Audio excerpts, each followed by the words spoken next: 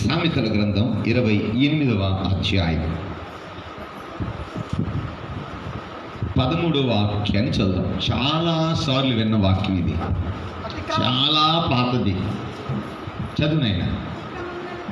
అతిక్రమములను దాచిపెట్టువాడు వర్ధిల్లడు. చాలు. అతిక్రమములను దాచిపెట్టువాడు ఏం చేయబడ్డు?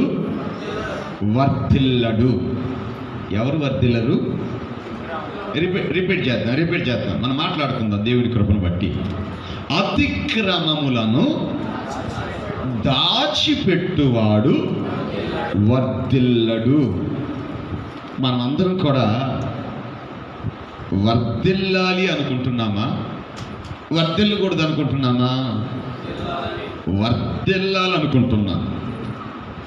మన కుటుంబంలో మనం వర్ధిల్లాలనుకుంటున్నాం, మన సంఘంలో మనం వర్ధిల్లాలనుకుంటున్నాం, మన గ్రామంలో మనము వర్ధిల్లాలనుకుంటున్నాం, మనం ఉద్యోగం చేసేటువంటి చోట మనము వర్ధిల్లాలనుకుంటున్నాం. అంటే మనం వర్ధిల్లాలన్నటువంటి భావనే కానీ నేను వర్ధిల్లకుండా ఇలా ఉంటే చాలు అనేటువంటి భావన మనలో ఎవ్వరికీ ఉండదు. ఒకవేళ అలా ఉన్నా ఉండకూడదు కూడా. దేవునికి స్తోత్రం. ఏ భావన ఉండాలి? మన అందరి హృదయాల్లో నేను వర్ధిల్లాలి, నా కుటుంబము వర్ధిల్లాలి, నా జీవితం వర్ధిల్లాలి అన్నటువంటి గోల్తో, అన్నటువంటి ప్రామాణికతో మనుష్యుడు తన జీవితంలో వేసే ప్రతి అడుగు వేయాలి. ప్రతి అడుగు వర్ధిల్లడానికే వేయాలి. ఇక్కడ మనం గమనిస్తే దేవుని వాక్యము ద్వారాగా దేవుడు మాట్లాడుతున్నాడు. ఎవరు వర్ధిల్లరట? ఎవరు వర్ధిల్లరు అంటే తన అతిక్రమమును దాచిపెట్టుకునేవాడు వర్ధిల్లడు. ఎవరు వర్ధిల్లరు? తన అతిక్రమమును దాచిపెట్టుకునేవాడు. ఇక్కడ మనం గమనిస్తే అతిక్రమము ఏమిటట? అతిక్రమము ఏమిటి? అతిక్రమము ఏమిటి? అతిక్రమము అని అంటే మనతో దేవుడు ఒక మాట చెప్పాడు అనుకోనండి. దేవుడు మనతో చెప్పిన ఆ మాట ప్రకారంగా మనము జీవించకపోవడము దేవుని యొక్క మాటను మనము అతిక్రమించినట్లే. దేవుని యొక్క సేవకుడు ఒక మాట చెప్పాడు అనుకోనండి, ఆ మాట ప్రకారంగా మనము చేయకపోతే మనము దేవుని యొక్క సేవకుని మాటను మనము అతిక్రమించినట్లే. అలాగే మన ఇంట్లో మన తల్లో తండ్రో ఒక మాట మనతో చెబితే ఆ మాట చెప్పిన ప్రకారంగా మనము చేయకపోతే వారి మాటను మనము అతిక్రమించినట్లే. ఇక్కడ అతిక్రమమును ఏం చేయకూడదట? అతిక్రమం ఏమిటో మనకు అర్థమైంది. ఏమిటి? చెప్పింది చేయకపోవడం అతిక్రమం, చెప్పింది చేయడము క్రమం, చెప్పిన దాన్ని చెప్పినట్లుగా జరిగించడం క్రమము, చెప్పిన దాన్ని చెప్పినట్లుగా చేయకపోవడమే అతిక్రమం. ఇప్పుడు అతిక్రమము చేస్తున్నాం. చేసిన ఆ అతిక్రమాన్ని మనము ఏం చేస్తున్నాము అంటే మరలా దాన్నట చెప్పండి కప్పెడుతున్నారట, దాచిపెడుతున్నారట. దేన్ని? మనం మామూలుగా నేను ఇప్పుడు దాచిపెట్టుకోండి, తన దాచిపెడితే బీరువాళ్ళు డబ్బులు దాచిపెడతారు, లేకపోతే వెండి బంగారాలు దాచిపెడతారు. నాకేదైనా మంచి వస్త్రాలు కొత్తవి వస్తే వాటిని ఇప్పుడు మనం దాచుకునేవి మనకి విలువ కలిగిన వస్త్రాలు కావచ్చు, విలువ కలిగిన సంపదలు కావచ్చు, విలువ కలిగినటువంటి ఆ పరిస్థితుల్లో ఏవైతే మనం సంపాదించుకుంటామో వాటిని దాచిపెట్టుకుంటాం. కానీ విలువ లేని దాన్ని అలా దాచిపెట్టుకుంటాం. ఇక్కడ మనం గమనిస్తే దేన్ని దాచిపెడుతున్నాడట మనుషుడు అంటే అతిక్రమములను దాచిపెడుతున్నాడట. మనుషుడు ఎందుకు వర్ధిల్లట్లేదు? మనుషుడు తన జీవితంలో వర్ధిల్లలేకపోవడానికి కారణం ఏమిటయ్యా అంటే అతిక్రమము. అతిక్రమము మనుష్యుని ఏం చేయట్లేదు? వర్ధిల్లనీయకుండా ఆగిపోయేటట్లే చేస్తుంది. వర్ధిల్లనీయకుండా తన జీవితాన్ని ఆపే అతిక్రమము తన జీవితంలో ఉన్నంత కాలము అతడు వర్ధిల్లడు. ఏం చేస్తున్నాడు? ఈ అతిక్రమాన్నట ఒప్పుకోవట్లేదట. మనం ఆది కాండంలోనే చూస్తాం. దేవుడైన యెహోవా రోజు ఆదాముతో అవ్వతో మాట్లాడడానికి చల్లబోట వచ్చేవాడు. ఇప్పుడు ఒక రోజున దేవుడైన యెహోవా ఆదామును పిలిస్తే ఆదాము పలికాడు. పలికినటువంటి ఆదాముతో దేవుడు అన్నాడు, ఎక్కడున్నావు ఆదాం? పిలుపుకు పలుకు వినబడుతుంది కానీ మనిషి కనబట్టలేదే, ఎక్కడున్నావు అన్నాడు. అయ్యా, నీ స్వరము విన్నప్పుడు నేను దిగంబరినిగా ఉంటిని గనుక నీ ఎదుటకు రాలేక భయపడి దాక్కున్నాను అన్నాడు. ఆయనకు అర్థమైపోయింది ఎందుకు దాక్కున్నాడు అన్న విషయం. దిగంబరిగా ఉన్నాను అన్న సంగతి ఎవరికి తెలిసిందట? ఆదాముకు తెలిసింది. ఆయన ఎదురుకు రాకుండా దాక్కుంటే వీడు దిగంబరిగా ఎందుకయ్యాడు? వీడు అసలు దిగంబరి అని ఇతనికి తెలిపినటువంటి వాళ్ళు ఎవరు అని ఆయన అన్ని తెలిసిన వాడేగా ఏమన్నాడు? ఇదిగో ఆదాం, తినవద్దని నేను నీకు ఆజ్ఞాపించిన వృక్ష ఫలములను తింటివా అని అడిగాడు. ఏమడిగాడు దేవుడు? చెప్పండి. తినవద్దని నేను నీకు ఆజ్ఞాపించిన వృక్ష ఫలములను నీవు తింటివా అంటే అయ్యగారు ఏమనాలి? మీరు ఉపవాసం ఉన్నారా లేదు తిన్నారా అంటే మీరేమనాలి? నిన్న వెస్లీ పెళ్ళి కదా, వాళ్ళు పెడితే అంటారా? తింటే తిన్నామని చెప్పండి. నేను తిన్నా, నాకు ఉపవాసం లేదు. మీరు మాత్రమే ఉపవాసం ఉన్నారు, అందుకే నేను అరుస్తున్నా, మీరేం పాపం అయినా అరుస్తున్నారు నాకంటే బలంగా. దేవునికి స్తోత్రం. నాకేం శరీర బలం, మీకేమో ఆత్మ బలం. ఇక్కడ మనం గమనిస్తే ప్రభు అడిగాడు, ఆదాం తిన్నావా? నువ్వు బలి దేవుడు ఎట్టయినా బలి దేవుడు ఉన్నట్టుండవు.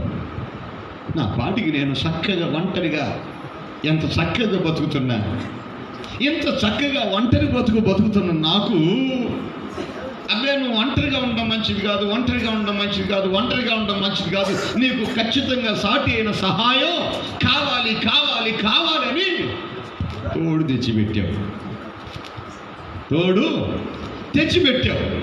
ఇప్పుడు నేనైతే తినేవాడిని కాదు, సమాధానం అదేగా. నేనైతే తినేవాడిని కాదు, నువ్వు ఇచ్చేవే తోడు అని ఈ పనికి మాలిని తెచ్చిపెట్టింది అన్నాడు. తిన్నావా లేదా అంటే తిన్నాను లేదు అనేది సమాధానం. ఇప్పుడు నేను అంటాను, అతను ఏం చేస్తున్నాడంటే తాను అతిక్రమించాడు దేవుని ఆజ్ఞను. దేవుడు తనను కూడా తినవద్దని ఆజ్ఞాపించినట్లుగా అతనికి తెలుసా తెలీదా? మనకు తెలుసు దేవుని మాట మనము వినాలని, దేవుని యొక్క ఆజ్ఞకు మనము లోబడాలని మనకి బాగా తెలుసు. దేవుని యొక్క వాక్యమునకు మనము విధేయులము కావాలని మనకు బాగా తెలుసు. ఇప్పుడు నేను అంటాను, అన్న తిమోతి అన్న కొద్దిగా ముందుకురా, మా అన్న నేను నిలబెడతాను. తిమోతి అన్న ఉన్నాడు. అన్నకి నాకు తెలుసు కదా, మీకు తెలుసు, మరి నాకు తెలుసా? నాకు కూడా తెలుసు. ఎందుకని? మా ఇద్దరికీ దేవుడు ఈ యొక్క వాక్యాన్ని, ఈ జీవ గ్రంథాన్ని ఇచ్చారు. ఇప్పుడు ఆజ్ఞ అనేది నాకు వేరుగా ఆయనకు వేరుగా ఆయన ఇవ్వలేదు. ఆజ్ఞ అనేది నాకు ఒకటే ఆజ్ఞ, అన్నకు కూడా ఒకటే ఆజ్ఞ. ఎందుకంటే మా ఇద్దరు కొన్నది ఒకే బైబిలు, మా ఇద్దరు కొన్నది ఒకే దేవుడు. వేరే వేరే దేవుళ్ళు మాకు లేరు. ఒకవేళ వేరే వేరే దేవుళ్ళు కానీ వేరే వేరే బైబిళ్ళు కానీ ఉంటే నా ప్రవర్తన ఒక రకంగా ఉండొచ్చు, ఆయన ప్రవర్తన మరొక రకంగా ఉండొచ్చు. అంటే నేను చేయాల్సింది ఒకటై ఉండొచ్చు, ఆయన చేయవలసింది మరొకటయి ఉండవచ్చు. ఇక్కడ ఆదాము ఇరువురికి దేవుడు ఒక్కడే.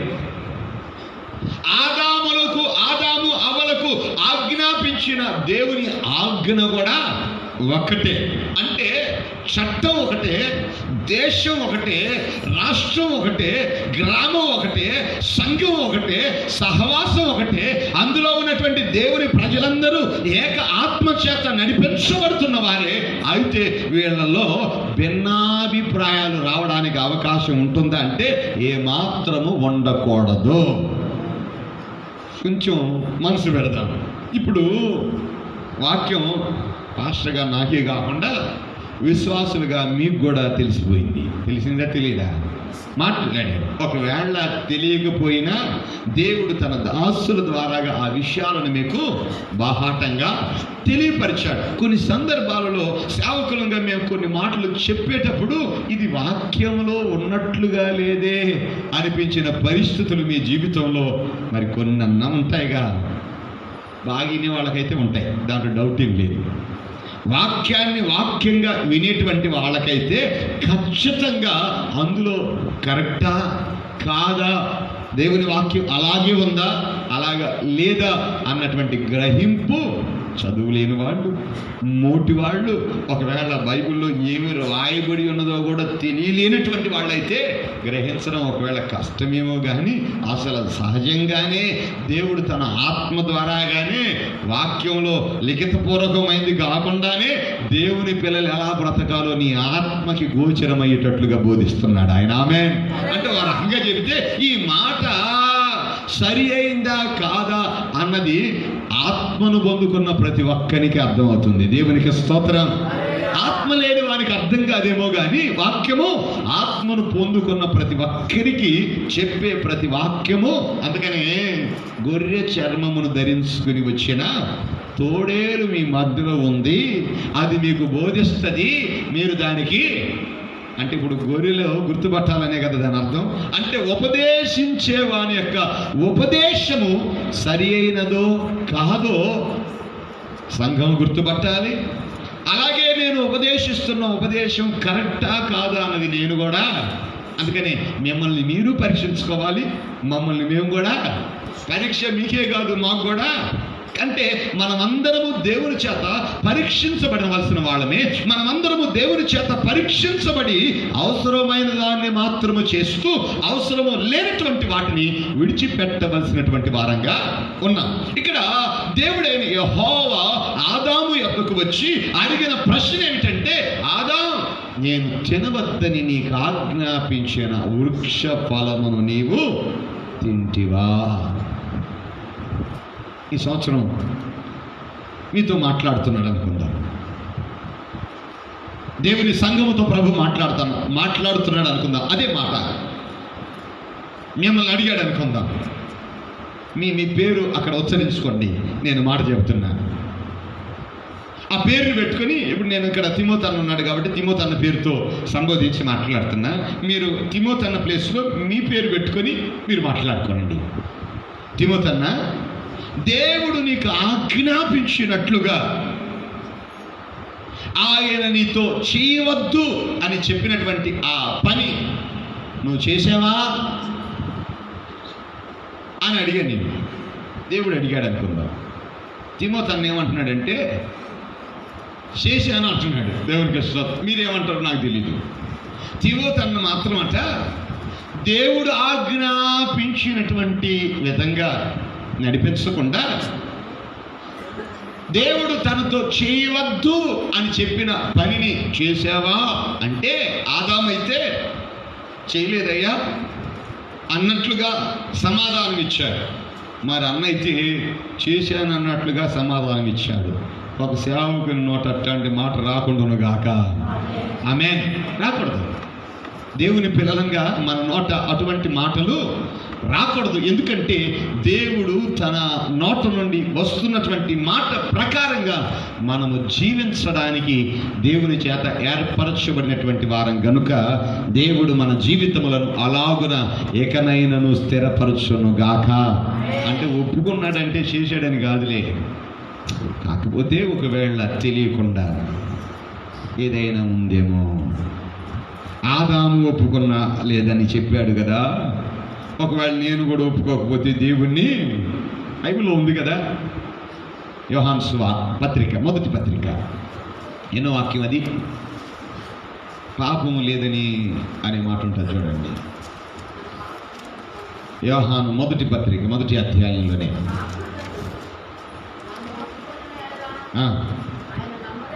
ఇంకొంచెం పై మాట చదవాలక్క మీరు. పాపము చేయలేదని చెప్పుకొని అది మనము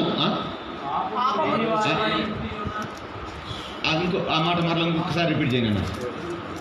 అదే మాట మీరు చదివేది కరెక్టే. అది మనము పాపము లేని వారమని చెప్పుకొనిన ఎడల మనలను మనమే.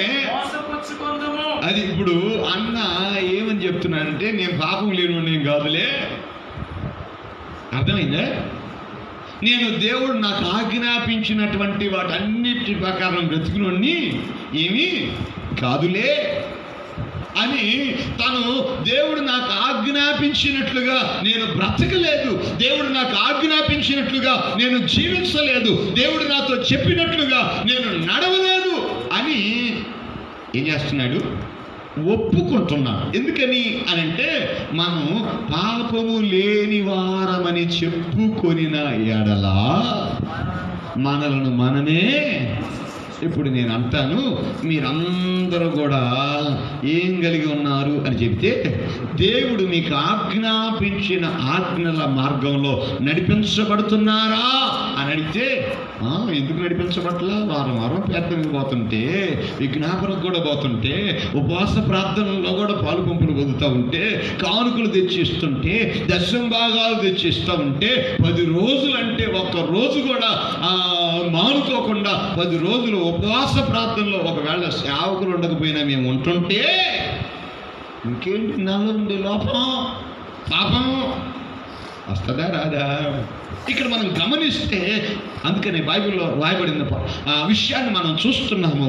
రోమీలకు రాసినటువంటి పత్రికలో ఏ భేదము లేదు, తీయాల్సిన పని లేదు, ఏ భేదము లేదు, అందరూ పాపము చేసి దేవుడు అనుగ్రహించు మహిమను పొందలేకపోతున్నారు. అంటే ఇక్కడ నేను చెప్తున్నాను, మనమందరము కూడా ఆజ్ఞను, దేవుడు మనకిచ్చిన ఆజ్ఞను, దేవుడు మనకు చెప్పినటువంటి మాటను మనము కాదని నడిపించబడుతున్నటువంటి జీవితాలు జీవిస్తున్న వారమే.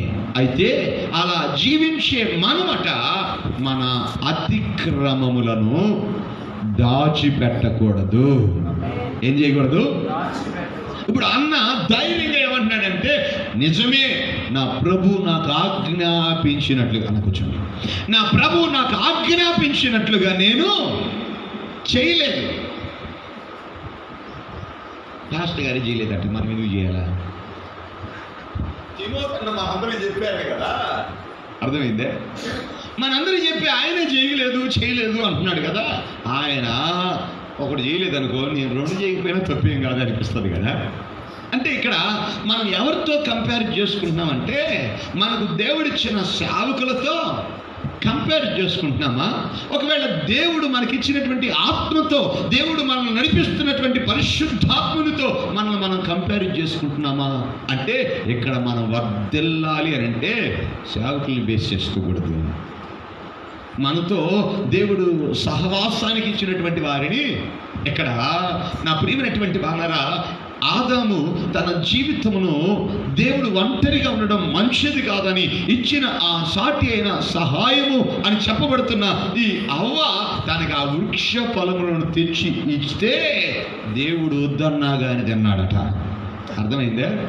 నేను అంటాను, నీకు ఇచ్చినటువంటి భార్య కావచ్చు, నీకిచ్చిన భర్త కావచ్చు, నీకిచ్చిన తల్లిదండ్రులు కావచ్చు, నీకిచ్చిన సేవకులు కావచ్చు, నీకిచ్చినటువంటి సహోదర సహోదరీలు కూడా కావచ్చు. నీ యొక్క పరిశుద్ధతను, నీ యొక్క యథార్థతను, నీ యొక్క భక్తిని నాశనం చేసేటువంటి వారైతే వారి మాటను వినకుండా నీ పవిత్రతను నీవు కాపాడుకొందువుగాక. హల్లెలూయా. అయ్యా నువ్వు ఇచ్చినోడేగా, తోసేద్దాంలే వాళ్ళ మీదకి పోద్ది అనుకుని తిన్నాడు అనుకుంటా ఆదాము. అవ్విచ్చింది నా తప్పేముంది, నేను పోయానా, కోసుకున్నానా, తెచ్చుకున్నానా, తిన్నానా? ఆమె ఇచ్చింది కాబట్టి. ఆమెను ఎవరిచ్చారు?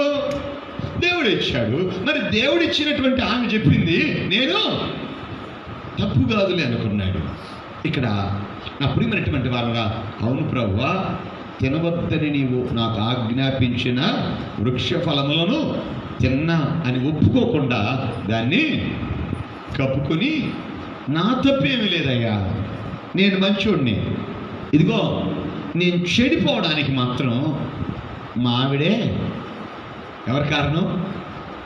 నేనైతే ప్రార్థనలో ఉండేవాడిని, మా ఆయన నన్ను ఆటంకపరచకపోతే ప్రార్థన కాదని నేను ఎక్కడికి అంటే. ఇప్పుడు నేను అంటాను, నువ్వు నిలబడవలసినటువంటి పని దేవుడు నీకు ఆజ్ఞాపిస్తే నువ్వు నిలబడలేకపోవడానికి, నిలబడ్డావా లేదా అంటే నిలబడకపోవడానికి నువ్వు ఇచ్చిన భర్తే కారణం అని కానీ, నిలబడలేకపోవడానికి నీవు ఇచ్చినటువంటి తల్లిదండ్రులే కారణం అని కానీ, నిలబడలేకపోవడానికి నీవు ఇచ్చినటువంటి బిడ్డలే కారణం కానీ చెప్పడానికి వీలు. నిలబడ్డావా అని తెలియదు ప్రభువా, లేదయ్యా అని ప్రభు సన్నిధిలో ఒప్పుకొని ఎకనైనా నిలబడటానికి, ఎకనైనా జీవించడానికి. ఇప్పుడు దాకా నిలబడలేకపోయారు. సంవత్సరాలు ఏమో గతించిపోతా ఉన్నాయి. రక్షించబడి అనేక సంవత్సరాలు, సంవత్సరం వెంబడి సంవత్సరం, సంవత్సరం వెంబడి సంవత్సరం గతించిపోతానే ఉంది. కానీ ఇంకా నీ సన్నిధిలో సంపూర్ణమైనటువంటి నీ చిత్తాన్ని చేయడానికి నిలబడలేకపోయా. నా చిత్తం చేసావా? నా చిత్తాన్ని జరిగించావా?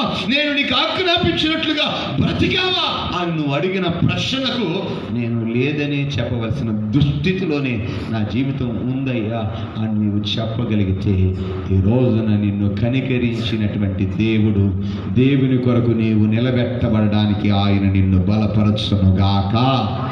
హల్లెలూయా. ఇక్కడ మనం చూస్తున్నాము, రాయబడినటువంటి మాటల్లో ఏమంటున్నాడు దేవుడు? తిన్నావా అని అడిగాడు. ఏమన్నాడు?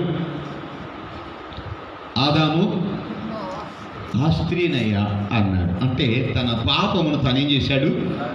దాచిపెట్టుకున్నాడు, ఒప్పుకోలే. ఆ తర్వాత మనం గమనిస్తే ప్రవక్తల దగ్గర శిష్యుడిగా పనిచేస్తున్నటువంటి ఆయన గెహజీ. ఈ గెహజీ ఆ దైవజనుడు ప్రార్థన చేసుకుంటూ ఉంటే, ఆ దైవజనుడిని ప్రార్థన చేసుకుంటూ ఉండగా ఇతనికి ఆత్మలో ఉద్రేకత వచ్చింది, ఆత్మలో ప్రేరేపణ వచ్చేసింది. దేనికి? వచ్చిన బంగారం పోతుంది, వచ్చిన వెండి పోతుంది, నాకు అక్కర్లేదు, ఆయనకు కూడా అక్కర్లేదు, కానీ నాకు పిల్లలు ఉన్నారు కదా, నాకు ఒక కుటుంబం ఉంది కదా, వాళ్ళకి కావాలి, కాబట్టి నేను వెళ్ళి దాన్ని తీసుకొచ్చుకుందాం అనుకుని పరిగెత్తుకుంటూ వెళ్ళి ఆ నయమాను తీసుకుని వచ్చినటువంటి బంగారమును, వెండిని, వస్త్రములను తీసుకుని వచ్చి ఇంట్లో పెట్టి ఏమీ తెలియనట్లుగా వచ్చి దేవుని సేవకుని దగ్గర నిలబడ్డాడు. వెంటనే ఆ దైవజనుడు అన్నాడు, గెహజీ ఎక్కడికి వెళ్ళావు అన్నాడు. ఏమన్నాడు? ఎక్కడికి వెళ్ళావు అన్నాడు. గెహజీ ఏమన్నాడు? అయ్యా, ఆ నయమాను అంత వెండి అంత బంగారం తీసుకొచ్చాడు, మనమంటే సేవకులవి, మనకిద్దరికి ఎవరికి ఏమీ అక్కర్లేదు, అవసరమైతే ఆయన కూడా కలుపుకుందాం, మనకెవరికి అక్కర్లేదు, మరి నా మీద ఆధారపడి నా కుటుంబం ఉంది, నా పిల్లలు ఉన్నారు, కాబట్టి వాళ్ళ పోషణ కొరకు కొంచెం ఆర్థికంగా ఉపయోగపడుతుందని పోయి దాన్ని తెచ్చి వాళ్ళకి ఇచ్చేసి వచ్చానయ్యా అని చెప్పొచ్చుగా. ఏమన్నాడు? అయ్యా, నీ ఎదుటి నుండి నేనెక్కడికి పోతా? ఎక్కడికి? ఎవరిని మోసం చేద్దామని? ఎవరిని మోసం చేద్దామనండి? నువ్వు చేసే పని నువ్వు చేస్తూనే ఉన్నావు. నువ్వు వెళ్ళే మార్గంలో నువ్వు వెళ్తానే ఉన్నావు, నువ్వు చేసే కార్యాలు నువ్వు చేస్తానే ఉన్నావు. కానీ ఏమీ ఎరగనట్లు నాకేమీ తెలియదని వచ్చి మరలా ఎక్కడ సేవకుల దగ్గర నిలబడుతున్నావే. ఇప్పుడు సేవకుడికి ఏం తెలీదా? సేవకుడు విర్రుడా, తెక్కలోడా, పరిహమానోడా, పిలవబడినోడా అంటే దేవుని చేత పిలువబడినవాడు, దేవుడు ఏర్పరచినవాడు. కాబట్టి నువ్వు ఎక్కడికి వెళుతున్నా దేవుని సేవకుని ఆత్మ నిన్ను విడిచిపెట్టిపోదు. దేవునికి స్తోత్రం, హల్లెలూయా. అందుకని ఇప్పుడు ఆ రథముల వెంట నీవు పరుగెత్తుతున్నప్పుడు గెహజీ, నా ఆత్మ నీతో కూడా. గుండె పగిలిపోయింది దెబ్బకి. ఎస్, ఈ రోజున మన జీవితంలో మనం వెళ్ళకూడని మార్గంలోనికి వెళుతూ చేయకూడని కార్యక్రమాలు చేయడానికి పరుగులెత్తుతూ వెళుతున్నప్పుడు దేవుని యొక్క సేవకులు, నీ కొరకు ప్రార్థన చేసేవాళ్ళు, నీ కొరకు ప్రయాసపడేవాళ్ళు, నీ కొరకు దీవారాత్రులు దేవుని సన్నిధిలో కనిపెట్టే వాళ్ళకి దేవుడు ఆ విషయములను బయలుపరచకుండా ఉంటాడని అనుకుంటున్నావా? ఖచ్చితంగా ఆ విషయములను దేవుడే. మా సంఘంలో మా సిస్టర్లకి, మా బెదర్లకి తెగ అనుమానం. ఎందుకు చెప్పేదా? వాళ్ళ మధ్యలో ఏమేమి జరుగుతుంటాయో ఆ వారంలోనే దేవుడు వాక్యం ద్వారా మాట్లాడతాడు. అట్ట పగబట్టి నా మీదకి చాలామంది రాలా. అట్ట పగబట్టి సంఘంలో చాలా మందికి ఏమేర్పడిందో తెలుసా? అసమాధానం ఏర్పడింది. ఎందుకనంటే కాస్త బాగా తిమ్ముతాను, నాతో క్లోజ్గా ఉంటాడు అనుకుందాం. ఈయన పాపం మీ దగ్గర ఏదో మీరు మాట్లాడుకుంటే వచ్చి ఈయన ఉంటాడు. అయ్యే మాటలు ఆయనేం పాపం నాకు వచ్చి చెప్పింది లేదు, నేను ఆయన మాటలు విని వాక్యం చెప్పింది కూడా లేదు. అయ్యే మాటలు నన్ను అడిగారండి, ప్రత్యక్షంగా అడిగారు.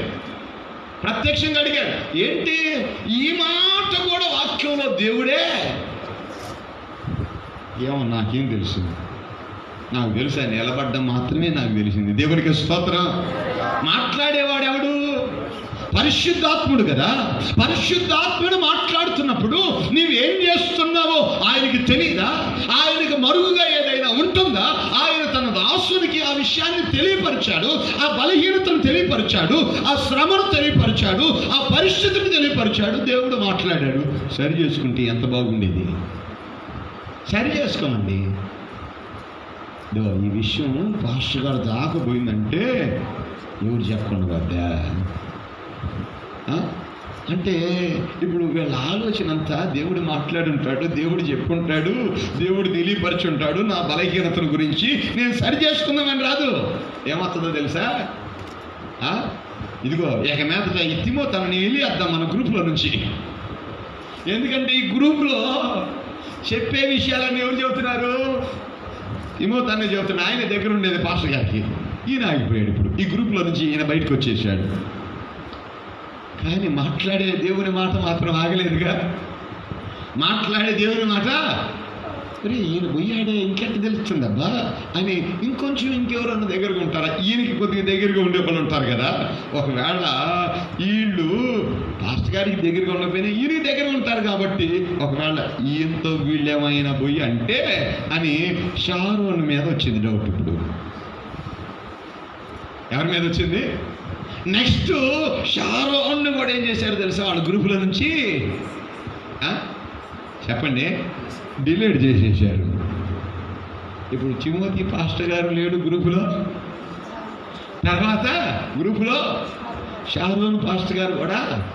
అంటే ఇప్పుడు నేనేమంటున్నానంటే ఈ గ్రూపుల్లో నుంచి వీళ్ళు పోవడానికి, తీసేయబడడానికి కారణం ఏమిటయ్యానంటే వీళ్ళ రహస్యాలు వీళ్ళు దాచిపెట్టుకుందాం అనుకుంటున్నవి ఏమవుతున్నాయి? బహిర్గతం అవుతున్నాయి. ఇక్కడ మనం గమనిస్తే ఆయన ఏమంటున్నాడు? నువ్వు వర్ధిల్లాలి అనుకుంటే ఏం చేయకూడదు? జాగ్రత్త. మాట్లాడుకునేటప్పుడు మీ మధ్యలోనికి ఎవరన్నా వస్తే ఆపేస్తున్నారేమో దాచిపెట్టినట్టే. అవునా కాదా? మీరు మాట్లాడుకుంటున్నారండి, నలుగురు చేరి ఏదో మాట్లాడుకుంటున్నారు. 5వ మనిషి రాగానే పిన్ డ్రాప్ సైలెంట్ అన్నట్లు లేదంటే ట్రాఫిక్ మారిపోద్ది అనమాట. ట్రాఫిక్ ఏమైపోద్ది అంటే ఇప్పుడు నువ్వేం చేస్తున్నట్టు? చెప్పండి. దాచిపెట్టే ప్రయత్నం, ఇట్లా దాచిపెట్టేవాడు మాత్రం వర్ధిల్లరట. బైబిల్ చెబుతున్న మాట, నా మాట కాదు. బైబిల్ చెబుతున్న మాట ఏంటంటే దాచిపెట్టొద్దు.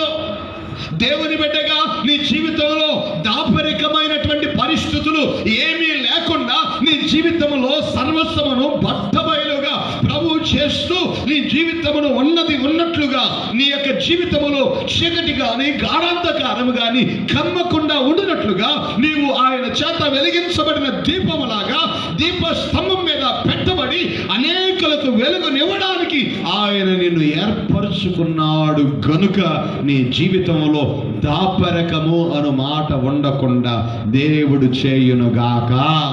అంటే రహస్యమైనది ఏది నీ బ్రతుకులో ఉండకూడదు. ఆమేన్. ఎందుకంటే రహస్యమందు చూచుచున్న దేవుడు నీకు దాని విషయంలో ప్రతిఫలము ఇస్తాడా? ఈడ దాచిపెట్టాడు. ఏమైంది? గెహజీ దాచిపెట్టిన దానికి కుటుంబానికి అంతా కుష్ఠరోగం వచ్చింది. దాచిపెట్టిన దానికి ఆదాముకి ఏమైంది? దేవుని తోటలో ఉండకుండా వెలివేయబడి శాపగ్రస్తుడిగా బ్రతుకు దినములన్నిట ఎంత కష్టపడినా ఎంత ప్రయాసపడినా అంతంత మాత్రంగానే బ్రతుకు నడిపించుకోవాల్సిన పరిస్థితి ఏర్పరచబడింది. ఇంకో మాటను కూడా జ్ఞాపకం చేస్తా. దేవుని సేవకునికి కదా అని వీళ్ళు మోసం చేయడానికి సిద్ధపరచబడిపోయారు. నూతన నిబంధనలోనికి వస్తే ఆననీయ, సెఫోరాలు వాక్యం చెబుతూ ఉంటే, దేవుని సంఘంలో కదలికలు జరుగుతూ ఉంటే, దేవుని సంఘంలో దేవుని ఆత్మ బలంగా పనిచేస్తుంటే ఎవడు కూడా తమకు తాముగా ఏది ఉంచుకోవడానికి ఇష్టపడకుండా తమకు కలిగిన ఆస్తిని అమ్మి తీసుకొచ్చి అపోస్తుల పాదాల దగ్గర పెడుతుంటే వీళ్ళకు కూడా అటువంటి ప్రేరేపణే వచ్చింది. అటువంటి ప్రేరేపణతోనే వెళ్ళిపోయి తమ పొలమును కూడా అమ్మి అపోస్తుల పాదాల దగ్గర పెట్టాలనుకుని అమ్మడానికి పెట్టి అమ్మేసి కొంత మాత్రం ఇంట్లో పెట్టుకొని కొంత తీసుకొచ్చి పేతురు పాదాల దగ్గర, అపోస్తుల పాదాల దగ్గర పెట్టారు. వెంటనే పేతురు అన్నాడు, అన్నయ్య నీ పొలాన్ని ఇంతకే అమ్మావా అంటే ఇతను చెప్పొచ్చుగా, అయ్యా లేదు నాయన 1,00,000 రూపాయలకి అమ్మాను, 2 లక్షలకి అమ్మాను, కొంచెం 1,00,000 మా ఇంటి అవసరాలకు ఉపయోగపడుతుందని పెట్టుకొని ఇంకో 1,00,000 తీసుకొచ్చి చెప్పొచ్చుగా, ఇంతకే అన్నాడు. అంటే ఇప్పుడు అతిక్రమించడం వేరు, దాన్ని దాచిపెట్టడం వేరు. అతిక్రమించినప్పుడు నువ్వు చేసింది ఏమిటి అని ప్రభు నిన్ను అడిగితే, అయ్యా నేను ఇది చేశాను అని నీవు దేవుని సన్నిధిలో ఒప్పుకోలేకపోతే నీకు ఎలా నువ్వు వర్ధిల్లుతావు? అక్కడ మనం గమనిస్తే ఎంతకే అన్నాడు, దేవుని యొక్క ఆత్మను మోసం చేయడానికి సాతాను నిన్ను ఎందుకు ప్రేరేపించింది అని దైవజనుడు మాట్లాడుతూ ఉండగా అతడు అక్కడికక్కడే పడి చనిపోయాడు. అంటే ప్రాణాన్ని పోగొట్టుకున్నాడు. ఒకటేమో దేవుని సన్నిధిలో నుండి త్రోసివేయబడ్డాడు, రెండవదేమో దేవుని యొక్క ఉగ్రతను పొందుకుని శాపాన్ని అనుభవించేటువంటి దుస్థితిలోనికి వెళ్ళిపోయాడు. మూడవది ఎక్కడికి వెళ్ళిపోయాడు? మరణానికే వెళ్ళిపోయాడు. ఇవన్నీ ఎందుకు జరిగాయి అంటే కేవలము దేవుని యొక్క సన్నిధిలో వాళ్ళ అతిక్రమములను వాళ్ళు ఒప్పుకోకుండా దానిని దాచిపెట్టిన దానికి తగినటువంటి పరిణామం ఇది. దాచిపెడితే చచ్చిపోతావు, దాచిపెడితే వ్యాధిగ్రస్తుడు అవుతావు, దాచిపెడితే దేవుని యొక్క సన్నిధిలో నుండి వెలివేయబడతావు, దాచిపెడితే నా ప్రియమైనటువంటి వాళ్ళ దేవుడు నీకు ఇచ్చినటువంటి అభివృద్ధిని అనుభవించకుండా నీ జీవితంలో నడిపించబడవలసిన పరిస్థితులు నీకు ఎదురవుతాయి. కాబట్టి నీవు దేవునికి విరోధంగా చేసినటువంటి ప్రతి కార్యాన్ని దేవుని సన్నిధిలో దాచకుండా దానిని ఒప్పుకొందువుగాక. ఆమేన్. ఏం చేశారట? దాచిపెట్టకూడదు. ఇప్పుడు ఒక మాటను నేను మీకు జ్ఞాపకం చేస్తున్నా, ఇంకొక మాటని. ఓ దైవజనుడు వచ్చాడు రాజు దగ్గరికి ఓ దైవజనుడు వచ్చి, అయ్యా రాజా, ఈ విషయంలో ఎలాగైనా నువ్వే న్యాయం చెప్పాలి, నువ్వే న్యాయం చెప్పి తగినటువంటి అన్యాయం చేసిన వానికి శిక్ష విధించాలి అన్నాడు. అంటూ ఆ దైవజనుడు ఆ రాజుతో చెప్పినటువంటి మాటలను మనం గమనిస్తే, అయ్యా రాజా ఏంటి చెప్పు అన్నాడు. చెప్పడం ప్రారంభించాడు. ఒక ఊర్లో ఒక పెద్ద అధికారి ఉన్నాడు. పెద్ద ఉన్నతమైనటువంటి భాగ్యము కలిగినటువంటి వాడు ఒకడు ఉన్నాడు. అతనికి 100 గొర్రెలు ఉన్నాయి. అతడు ఏం చేయాలనుకుంటే అతడు అది చేయగలడు. ఒక రోజున వాళ్ళ ఇంట్లో ఒక విందు చేయబడవలసినటువంటి సందర్భము వచ్చింది. అయితే తన ఇంటి ప్రక్కనే ఒకడికి ఒకే గొర్రె ఉంది. దాన్ని అతడు తనకు ప్రాణముగా దాన్ని చూసుకుంటూ పెంచుకుంటూ ఉన్నాడు. ఎప్పుడైతే ఆ ధనవంతుని ఇంట్లో విందు చేయవలసినటువంటి పరిస్థితి వచ్చిందో, వాడు తన మందులోనికి పోయి ఒక గొర్రెను తెచ్చి వధించి వారికి విందు వండి పెట్టకుండా ఆ ప్రక్కనే ఆ ఒక్కని దగ్గర, ఆ పేదవాడి దగ్గర ఒక్కటే ఉంటే ఆ గొర్రెను ప్రేమగా చూసుకుంటుంటే ఆ గొర్రెను తెచ్చిపెట్టి వీళ్ళకి వధించి విందు చేశాడయ్యా. ఇప్పుడు వాడిని ఏం చేయాలి చెప్పు అని అడిగితే ఆ రాజు అన్నాడట, ఎవడాడు, ఎక్కడున్నాడు, నిశ్చయంగా వాడు మరణ పాత్రుడు, తీసుకురండి వాడిని. ఏం చేద్దామన్నాడు, వేసేద్దామని అన్నాడు అనమాట. అదే కదా అన్నాడు. దైవజనుడు అన్నాడు, హలో బ్రదర్, అది ఎవరో కాదు, ఎవరి గురించో చెబుతున్నాను అనుకొని ఎట్లాంటి మాటలు మాట్లాడతావు, అది నువ్వే అన్నాడు. దేవునికి స్తోత్రం. అది నువ్వే అంటే ఇప్పుడు మనకి ఎవరి మీద ఏదైనా చెబితే ఇట్లాంటి వదిలిపెట్టకూడదు అక్క అంటాం కదా. చెప్పండి, ఇటు చేసింది అలాంటి నువ్వు పోతా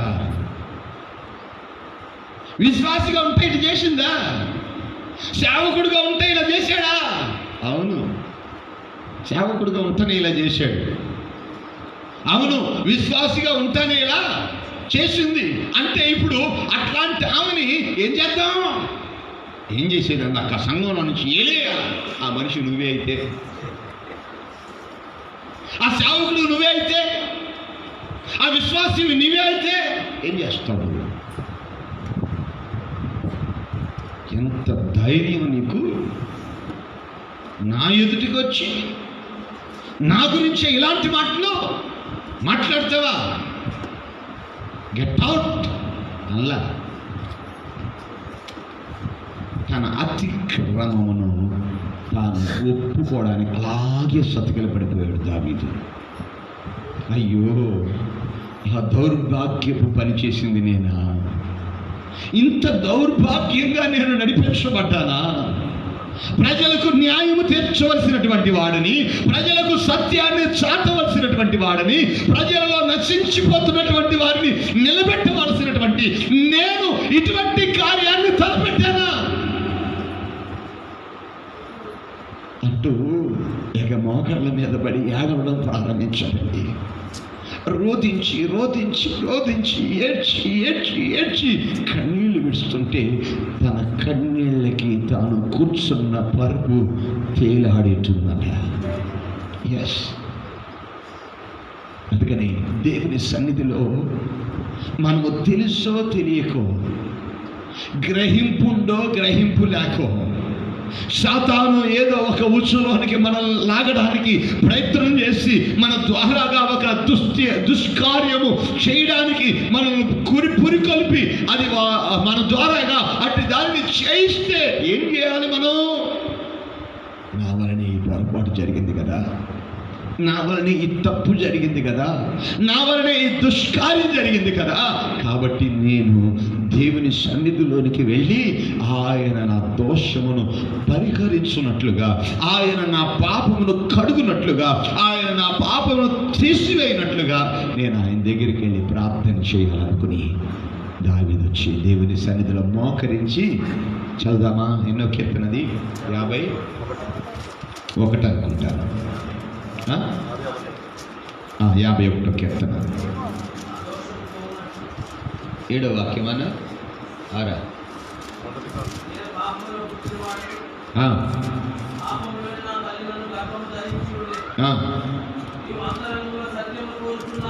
ఏం కోరుకుంటున్నాడట దేవుడు? అంతరంగములో సత్యమును కోరుకుంటున్నాడట.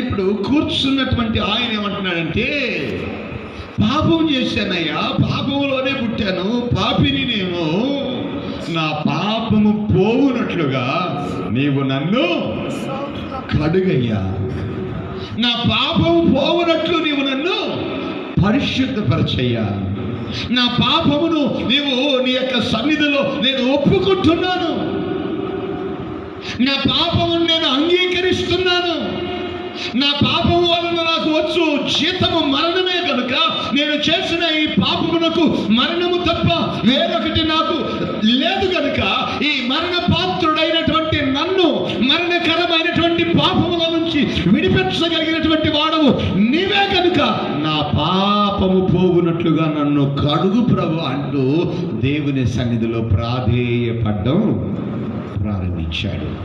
దేవుని సన్నిధిలో రోధించడం ప్రారంభించాడు. ఈ రోజున దేవుని సన్నిధిలో నిలిచినటువంటి మనము మన జీవితంలో పాపము ఉందో లేదో ఎరిగినటువంటి వారంగా నడిపించబడుతూ మనలో ఉన్నటువంటి పాపము లేదు అన్నట్లుగా మన జీవితములను కొనసాగించబడుతూ ఉండగా దేవుడు మనం చేసిన పాపం ఏమిటో, దేవుడు మనం చేసిన అతిక్రమం ఏమిటో, దేవుడు మనం చేసినటువంటి ఆ యొక్క ఆయాసకరమైన కార్యాలు ఏమిటో ఆయన మనకు తెలియపరుస్తున్నప్పుడు మనం ఏం చేయాలో తెలుసా?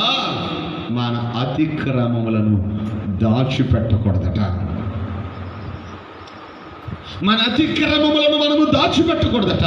ఆయన మాట్లాడుతున్నప్పుడు ఆయన మాటల ద్వారాగా మన జీవితములను సరిచేసుకుని, అవును ప్రభువా ఈ పాపము నాలో ఉంది, అవును ప్రభువా ఈ దుష్కార్యములు నేనే చేస్తున్నాను, ఈ స్థితిలో నుండి నన్ను రక్షించయ్యా, ఈ స్థితిలో నుంచి నన్ను విడిపించయ్యా, ఈ స్థితిలో నుంచి నన్ను మార్చయ్యా, నీ నిత్య మహిమలోనికి, నీ పరిశుద్ధతలోనికి, నీవిచ్చే ఆ పవిత్రతలోనికి నా జీవితం రావడానికి సహాయించి ప్రభువా అని దేవుని సన్నిధిలో నీవు నిలవగలిగితే దేవుని కృప నిన్ను తన నిత్య మహిమనకు నడిపించునుగాక.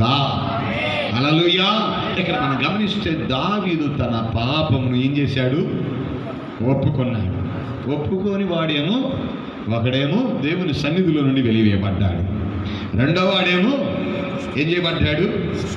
శిక్షకు పాత్రుడయ్యాడు, మూడో వాడేమో అసలు మరణానికే పాత్రుడైపోయాడు. ఈ రోజున పాపాన్ని ఒప్పుకున్న వారి పరిస్థితి ఏమైంది అని మనం గమనిస్తే, నా ప్రియమైనటువంటి వాళ్ళరా, తన పాపాన్ని ఒప్పుకున్నాడు, దేవుడు ఆ పాపమును క్షమించాడు. అందుకనే ఇందాక చదివాం కదా యోహాను పత్రికలో మాట ఏమనుంది? మనలో సత్యం లేదు, మనం పాపము లేదు అని చెబితే మనల్ని మనమే మోసము చేసుకుంటున్నాం. కానీ మనలో ఉన్న పాపం ఏమిటో ఆయన మనకు తెలియపరిచినప్పుడు మన పాపములను మనము ఒప్పుకొనిన ఎడల, ఎవరు? ప్రభు నమ్మదగిన వాడు, నీతిమంతుడు కనుక ఆయన మన పాపములను ఏం చేస్తాడు? ఇప్పుడు దావీదు అది అంటున్నాడు, అయ్యా నా పాపమును నీవు క్షమించయ్యా, నా పాపమును క్షమించి నన్ను పరిశుద్ధపరచు. అంటే ఇప్పుడు మన జీవితంలో మనలను క్షమించే దేవుడు, మన పాపమును మనల్ని క్షమించి మన పాపముల నుంచి మనల్ని ఆయన విడిపించే దేవుడు కనుక మన పాపమును మనము కప్పుకున్నప్పుడు క్షమాపణ పొంది వర్ధిల్లం. కానీ మన పాపములను మనం ఒప్పుకున్నప్పుడు దేవుని చేత క్షమాపణ పొంది మనం వర్ధిల్లుదాం. దేవునికి స్తోత్రం. ఒప్పుకునే హృదయం లేదులే, ఏం లేదు, ఒప్పుకునేది అంగీకరించే హృదయం లేదు. ఈరోజు నా దావీదు రాజయ్యుండి కూడా ఏం కలిగి ఉన్నాడు? ఒప్పుకునేటువంటి హృదయం ఉంది. తన పాపమును కప్పుకునే హృదయం లేదు. ఈ రోజున మన అతిక్రమములను కప్పుకునే ప్రయత్నం, దాచిపెట్టుకునే ప్రయత్నం చేస్తున్నాం. కానీ దేవుని సన్నిధిలో వాటిని ఒప్పుకొని విడిచిపెట్టి కనికరించబడదాం అన్నటువంటి హృదయము, దృక్పథము మనలో లేకుండా పోయింది.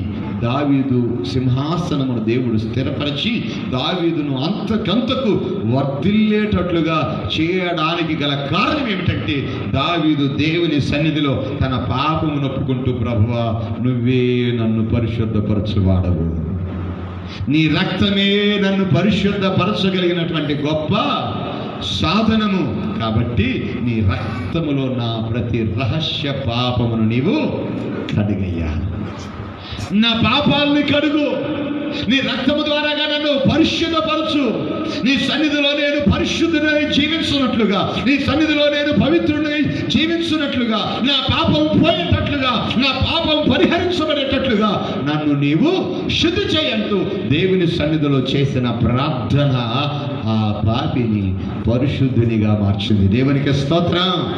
అందరూ పాపం చేసిన వాళ్ళే, కానీ దేవుని సన్నిధిలో పశ్చాత్తాపడిన వారి యొక్క పాపములను యేసుక్రీస్తు వారు శిలువలో కొట్టివేశాడు. దేవునికి స్తోత్రం. అందుకనే దేవుని వాక్యంలో రాయబడింది, క్రీస్తు యేసునందున్న వారికి ఏ శిక్షావిధి, ఎందుకనంటే వారి పాపములు క్రీస్తు యేసులో కొట్టివేయబడ్డాయి. ఆమేన్. అవి తుడిచిపెట్టబడ్డాయి. కనుక నీ పాపాన్ని ఒప్పుకుంటే ఆ పాపాన్ని ప్రభు నీ జీవితంలో ఉండకుండా తుడిచిపెట్టి నిన్ను సంపూర్ణ పరిశుద్ధునిగా మార్చి తన నిత్య మహిమలో నిలబెట్టునుగాక. మనము సంపూర్ణ పరిశుద్ధులంగా మార్చబడటానికి మన పాపం పోయేటట్టు గడమన్నాడు. రెండోది ఏమన్నాడు చదుదామా, అక్కడే కంటిన్యూ చేస్తూ, పరిహరింపుము,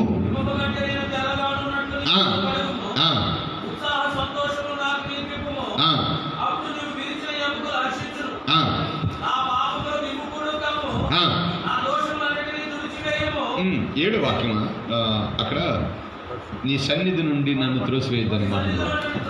ఏదో వచ్చిన అది 11 వాక్యం. నీ సన్నిధిలో నుండి నన్ను, అంటే ఇప్పుడు ఏం చేయబడుతుంది? అతిక్రమం దాచిపెడితే ఒకటి పాపి అవుతాడు, ఒకటి పాపి అవుతాడు. రెండవది దేవుని సన్నిధిలోనికి రాకుండా దేవుడు వాడిని ఏం చేస్తాడట, నెట్టివేస్తాడు. ఇప్పుడు ఇతను తన జీవితంలో, అయ్యా నీ సన్నిధిలో నుండి నన్ను నెట్టివేస్తావేమో, నీ సన్నిధిలో నుండి నన్ను త్రోసివేస్తావేమో, పాపము నీ సన్నిధిలో ఒక మనిషిని నిలవనీయదు కదా, అతిక్రమమును దాచిపెట్టేటువంటి వాడు నీ సన్నిధిలో నిలబడడానికి అవకాశం లేదు కదా. అందుకని కయ్యూని అడిగితే, ఇదిగో నా తమ్ముడికి నేనేమైనా చేయాల్సిన హత్యలు బాగానే చేశాడు, వేయాల్సిన ప్లాన్లు బాగానే వేశాడు. వచ్చి ప్రభు అడుగుతుంటే ఏమంటున్నాడు, నేనేమన్నా కావిడినా, నాకేం తెలుసు వాడి గురించి నాకు తెలీదు. ఓ అలాగా, అయితే నీవు నా సన్నిధికి రాకుండా తిరుగుతావు, నా సన్నిధిలో నుండి నేను నిన్ను వెలివేస్తున్నాను. అందుకని నా ప్రియమైనటువంటి వాళ్ళ, నా దోష శిక్ష నేను భరించలేనంత గొప్పది. ఎందుకని అంటే యెహోవా తన సన్నిధిలో నుండి నన్ను వెలివేశాడు, త్రోసివేశాడు.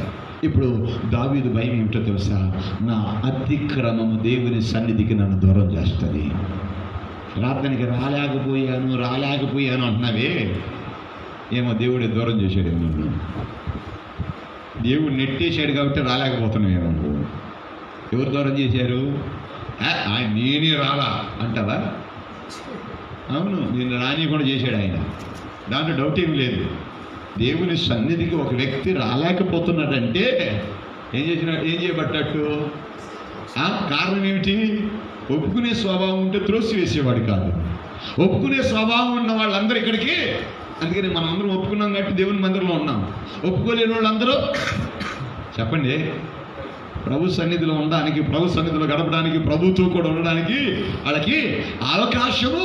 అందుకని రాత్రి మనం నిన్న మనం ధ్యానించుకున్నాం కదా, ప్రభు ఆకర్షించకుండా ఎవడు ఆయన దగ్గరికి రాలేడు. ఎవరిని ఆకర్షిస్తాడు అని అంటే, ఎవడైతే తన యొక్క పాపముల విషయంలో పశ్చాత్తాపడి తన పాపములను ఒప్పుకొని తనను పరిశుద్ధపరచాలని, తనను పవిత్రపరచాలని దేవుని యొక్క సన్నిధిలో తన యొక్క జీవితాన్ని దేవునికి సమర్పించుకొని, అయ్యా నీ సన్నిధిలో నుండి నా పాపం వలన వెలివేయబడకూడదు, నీ సన్నిధిలో నుండి నేను చేస్తున్న అతిక్రమ క్రియల వలన, నా దోషములను నేను కప్పిపెట్టుకోవడం వలన దూరపరచబడకూడదు ప్రభా, నీ సన్నిధిలో నుండి నీవు నన్ను అని చెప్పగలిగితే దేవుని సన్నిధిలో నిలుచుండు భాగ్యమును దేవుడి ఉదయకాల సమయంలో నీకు, నీ కుటుంబానికి అనుగ్రహించునుగాక.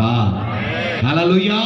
అందుకని దేవుని సన్నిధిలో నిలుచుండేటువంటి భాగ్యము, దేవుని సన్నిధిలో ఉండగలిగినటువంటి ఆ స్వాస్థ్యాన్ని ఈ రోజున అనేక మంది ఎందుకు పోగొట్టుకున్నారు? మనం వర్ధిల్లాలి వర్ధిల్లాలి వర్ధిల్లాలంటే ఎక్కడ వర్ధిల్లాలి? ఎక్కడ వర్ధిల్లాలి అని అంటే, నీ జీవితం లోకంలో వర్ధిల్లడం కాదండి, నీ జీవితం దేవునిలో వర్ధిల్లాలి. నువ్వు ఎక్కడ వర్ధిల్లాలి అంటే, పాపము సంబంధమైనటువంటి కార్యాలలో, దృశ్యమైనటువంటి అభిలాషలను నెరవేర్చే విషయంలో నీ జీవితం వర్ధిల్లకూడదు. ఎక్కడ వర్ధిల్లాలి? పరిశుద్ధతలో సంపూర్ణుడిగా నీవు మార్చబడేటువంటి విషయంలో నీవు వర్ధిల్లాలి. అందుకని మనం చూస్తున్నాము, నీ యొక్క ఆత్మ వర్ధిల్లుచున్నది కొలది ప్రియుడా నీవు అన్ని విషయములలో దేవుని సన్నిధిలో నీ యొక్క ఆత్మ నిన్ను వర్ధిల్ల చేయాలి. దేంట్లో అంటే దేవుని పరిశుద్ధతలో వర్ధిల్ల చేయాలి, దేవుని యొక్క సత్యములో వర్ధిల్ల చేయాలి, దేవుని యొక్క నీతిలో వర్ధిల్ల చేయాలి, దేవుని యొక్క నా ప్రియమైనటువంటి వాళ్ళరా నిత్యమైనటువంటి మహిమకు నీవు అర్హమైనటువంటి పాత్రగా మార్చబడే విషయంలో ఆయన నిన్ను నువ్వు వర్ధిల్లవలసిందా. దాంట్లో వర్ధిల్లట్లేదు. ఎక్కడ వర్ధిల్లాను అనుకున్నాడు? తెలివితేటల్లో వృద్ధిల్లాను అనుకున్నాడు. ఏం తెలివితేటలు ఇవి? ఏం తెలివితేటలు? బతికించే తెలివితేటలు కాదు, బతికించే తెలివితేటలు కాదండి ఇవి. ఈ తెలివితేటలు ఏం తెలివితేటలు అంటే సాగు తెలివితేటలు, పరిశుద్ధతలో నిలబెట్టే తెలివితేటలు కాదు ఇవి. అపవిత్రుడైపోవడానికి సులువుగా లాక్కుని విడిపోయే ఈ రోజున మన జీవితాలని పరిశుద్ధపరచగలిగిన తెలివితేటలను దేవుడు మనకిస్తే, మనం ఆయన వద్దన్న పనులు చేస్తూ ఈ పనికి మనం తెలివితేటలు నేర్చుకుని, ఆయన ఇచ్చిందేగా ఇదంతా, ఆయనేగా మన అందరి కోసం ఇవన్నీ, కానీ తిను ఏం కాదులే, తాగు ఏం కాదులే, ఇప్పుడు కాకపోతే ఇప్పుడు అనుభవిస్తావు, మనం అనుభవించడానికి వీటన్నిటినీ. అందుకని ఆయన అంటాడు పౌలు గారు, అన్నిటినీ ఆయన ఇచ్చిన అన్నీ చేయదగినవి, అన్నిటి యందు స్వాతంత్రం ఉన్న అన్ని మేలుకరమైనటువంటివి. అంటే ఈ రోజున మేలుకరమైన దాన్ని చేయాలి, మేలుకరము కానటువంటి దాన్ని నీ జీవితంలో, అంటే మేలుకరమైన దానిలో నీవు వర్ధిల్లునట్లుగా దేవుని సన్నిధిలో నీవు నీ అతిక్రమములను ఒప్పుకొందువుగాక. హల్లెలూయా. అంటే లోకంలో ఇల్లు కట్టొచ్చు, లోకంలో కారు కొనుక్కోవచ్చు, లోకంలో బంగ్లా కూడా ఏర్పరచుకోవచ్చు, లోకంలో మంచి ఉద్యోగం కూడా, పరిశుద్ధత లేదనుకో వద్దిలేను అనుకుంటున్నావా? లోకంలో నీకన్నా ఎక్కువ సంపాదించినోడు చాలామంది. నువ్వు వర్ధిల్లవలసింది ఎక్కడ తెలుసా? పరిశుద్ధతలో. ఆమేన్. పరిశుద్ధతలో ఆయన నిన్ను వర్ధిల్ల చేస్తాడు. పాపానికి ఏమాత్రము నీలో ఏలుబడి చేసేటువంటి అధికారము ఉండకుండా చేస్తాడు. అందుకని ఇక్కడ ఆయన అంటాడు, అతిక్రమము దాచిపెట్టువాడు పరిశుద్ధతలో వర్ధిల్లలేడు. అతిక్రమమును దాచిపెట్టువాడు పవిత్రుడుగా మార్చబడి తన యొక్క జీవితంలో నడిపించబడట సాధ్యము కాదు. అందుకని ఆయన అంటాడు, నువ్వు పరిశుద్ధతలో వర్ధిల్లాలి అనుకుంటే, నువ్వు ప్రార్థనలో వర్ధిల్లాలి అనుకుంటే, నీవు సత్యమందు వర్ధిల్లాలి అనుకుంటే, దేవునికి విరోధంగా నువ్వు చేస్తున్న ప్రతి కార్యములను దేవుని సన్నిధిలో ఒప్పుకొని విడిచిపెట్టాలి. ఇప్పుడు ఒప్పుకొని విడిచిపెట్టడానికి దావీదు రాజు అయి ఉండి పాదాలు మోకాళ్ళ మీద పడి, నా ప్రియమైనటువంటి వాళ్ళ ఏడుస్తున్నాడు, ప్రభువా కనికరించవా, ప్రభువా కనికరించవా, నువ్వు కనికరించి నా పాపాన్ని కడగపోతే ఎవరు కడుగుతారయ్యా? నన్ను నీవు పరిశుద్ధపరచకపోతే ఎవరు పరిశుద్ధపరుస్తారయ్యా? పరిశుద్ధపరచువాడవు నీవే. పరిశుద్ధపరచగలిగినది మీ రక్తమే. కోడెల రక్తం ద్వారానైనను, గొర్రెల రక్తం ద్వారానైనను, మేకల రక్తము ద్వారానైనను మనిషికి పాప క్షమాపణ కలగదు కదా, పరిహారము కలగదు కదా. ఇది నీ రక్తము ద్వారాగానే నేను కడగబడితేనే పరిశుద్ధపరచబడతా. నీ రక్తములు నన్ను కడుగయ్యా అంటూ ఈ రోజున మనం తన రక్తము ద్వారాగా కడుగుబడి ఆయన సన్నిధిలో పరిశుద్ధంగా మార్చబడడానికి మన పాపములను ఒప్పుకుంటే ప్రభు ఎవరు? ఏంది పాపం? ఏంటి పాపం? ఏంటండి పాపం? ప్రభు మనకు చెప్పాడు, ఏమో చేయమని చెప్పాడు, ఏవేవో చేయమని చెప్పాడు. సంఘంలో, సహవాసంలో, కుటుంబంలో కొన్ని బాధ్యతలు పెట్టాడా పెట్టలేదా? పెట్టాడుగా. మరి పెట్టినటువంటి ఆ బాధ్యత ప్రకారంగా నువ్వు చేసావా? మరొకసారి ప్రభు అడుగుతున్నాడు, ఆయన నిన్ను పెట్టినటువంటి ఆ స్థానంలో నువ్వు ఎలాగైతే జీవించాలో అలాగా జీవించావా? ఎలాగైతే బ్రతకాలో అలాగా బ్రతికావా? ఏదైతే నీ జీవితంలో మాట్లాడవలసినదో అది నువ్వు మాట్లాడావా? ఏదైతే నువ్వు మాట్లాడకూడదు అది నీ జీవితంలో మాట్లాడకుండా నిలిచిపోయావా? అలా లేదు అని అంటే ఇప్పుడు నువ్వు ఏం చేయాలంటే ఆయన సన్నిధిలో ప్రభువా నిజమేనయ్యా, ఇదిగో ఈ పరిచర్య చేయడానికి నన్ను నియమించావు, ఈ ప్రార్థన చేయడానికి నన్ను నియమించావు, ఈ యొక్క వాక్యాన్ని ఉపదేశించడానికి నన్ను నియమించావు. ఇదంతా కాదని నేను చేసినటువంటి దౌర్బల్యమైనటువంటి పనులు, నేను పాపిని నాకు తెలియపరిచాయి. తిరిగి చూస్తే ఏమీ లేదు ప్రభు, అంతా చేసిందేమీ. అందుకని బుక్క వాణి తైలంలో ఒక్క సచ్చిన ఏగబడితే తైలమునంతా కంపు కొట్టించినట్లుగా ఈ సంవత్సరం ఏదో చేసిన ఒక్క దుష్కార్యం బట్టి పాపం పరిశుద్ధత అంతా ఏమైపోయింది? వేసింది తెల్ల బట్టలే. నేను దీని మీద ఒక చిన్న మురికి కానీ కొంచెం అంటితే బట్టల్లో ఉన్న తెలుపుదనం కంటే కూడా బట్టలు కట్టిన మురికే కనబడుతుంది కదా. ఇప్పుడు మురికి కడగబడాలి. దేవునికి స్తోత్రం. నీలో ఉన్న పరిశుద్ధత కంటే, నీలో ఉన్నటువంటి యథార్థత కంటే, నీలో ఉన్నటువంటి భక్తి కంటే నీ మీద పడినటువంటి ఆ మత్సుందే అది మంచిది కాదు. నీ మీద పడినటువంటి ఆ పాపం ఉందే అది మంచిది కాదు. అన్న బాగానే ప్రార్థన చేస్తాడు కానీ కొంచెం నోటి దురుసు అన్నకి అని అంటే అది నీ మీద పడిన మచ్చ కదా. అక్క బాగానే ప్రార్థనకి వెళ్తుంది కానీ అక్క ప్రవర్తనలో కొంచెం అన్న మార్పు అది నీ మీద పడిన మచ్చ. ఇప్పుడు ప్రార్థనకు వస్తున్నా బాగానే ఉంది, దేవుని సన్నిధిలో బాగానే అన్నీ చేస్తున్న బాగానే ఉంది, కానీ నీ సాక్ష్య జీవితం దేవుని సన్నిధిలో పరిమళించడానికి అవకాశము లేనటువంటి కొన్ని నీ మీద పడుతున్నాయి. అవి లేనివైతే దేవునికి స్తోత్రం, నిందైతే నీకు అది 10,000. ఆమేన్. దేశాన గారు 100 అని చెప్పేవాడు అప్పుడు, ఇప్పుడు ఆ 100 10,000 అయిపోయింది. ఆమేన్. హల్లెలూయా. అది సత్యము కాకూడదు. అసత్యమైనవి ఎన్నొచ్చినా భయపడద్దు, కానీ సత్యమైనది వస్తే మాత్రం సరి చేసుకోవాలి. వచ్చినాయి అంటే ఒకవేళ ప్రభా ఇలా వినబడుతుందంటే నాకు తెలియకుండా ఏమైనా ఉందేమో నాయన నాలో ఇట్లాంటి అహంకారం అనుకోవాలి. వచ్చినాయి అంటే ఇంత కరెక్ట్గా ఉంటే వాళ్ళు కావాలని రుద్దుతున్నారు అనమాకండి. ఎవరికి కావాలని ఉంటుంది? ఒకవేళ మనల్ని ఇంకా దేవుడు నలగొట్టడానికో, ఇంకా దేవుని సన్నిధిలో సంపూర్ణపరచడానికో ఆ విషయాలన్నిటినీ ఆయనే అనుమతిస్తున్నాడు. అందుకనే దావీదు అంటాడు, రే నా కన్ను కొడుకు నా కడుపును పుట్టిన వాడే నన్ను దొరుకుతూ ఉంటే ఆ షిమ్మీదేముంది? ఆడిదేముంది? ఆయన అన్నమంటున్నట్లున్నాడు, వాడిని శపించమని ఆయనే పంపినట్టున్నాడు. అందుకే వచ్చి కాబట్టి శపించబడే అనుభవాలు నాలో ఏమైనా ఉన్నాయేమో వాటిని సరి చేసుకుంటే దేవుని యొక్క సింహాసనంలోనికి మరలా వెళ్ళి కూర్చుంటా నేను. అప్పుడు సింహాసనం మీద లేడు, తరంపడుతున్నాడు. ఈ హృదయము అతని కుండుటను బట్టి దేవుడు ఏం చేశాడు? మరలా తీసుకుపోయి సింహాసనం మీద కూర్చున్నాగా అప్పుడు అట్లా మాట్లాడతాడు వాడు. ఇప్పుడు తేలుతాడు. కొంతమంది అవకాశం కోసం చూస్తుంటారు అన్నమాట.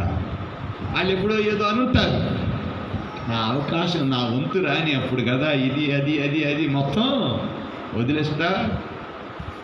అట్లా స్వభావం కలిగిన వాడు కాదు దావీదు. దేవుని సన్నిధిలో నమ్మకంగా తన జీవితంలో అడుగులు వేశాడు గనక దావీదు సింహాసనాన్ని దేవుడు చిరకాలము తన దగ్గర నుంచి తొలగిపోకుండా ఇచ్చేశాడు. దేవునికి స్తోత్రం. అందుకని అతిక్రమాన్ని దాచిపెట్టమాకండి. మనుషులం గనక బలహీనులమే, మనుషులం గనక లోపాలు కలిగిన వాళ్ళని. మన లోపాన్ని ఒప్పుకుంటే అది ఏ లోపమైనా, బలహీనులమే మనం, అది ఏ బలహీనత అయినా ప్రభు దగ్గర ఒప్పుకుంటే ఆ బలహీనతలో నుంచి మనల్ని విడిపించి బలపరచగలిగిన దేవుడు మనం ఆరాధిస్తున్న దేవుడు. ఆమేన్. నిన్ను బలపరుస్తాడు, నువ్వు పడిపోకుండా ఆయన నిన్ను నిలబెడతాడు.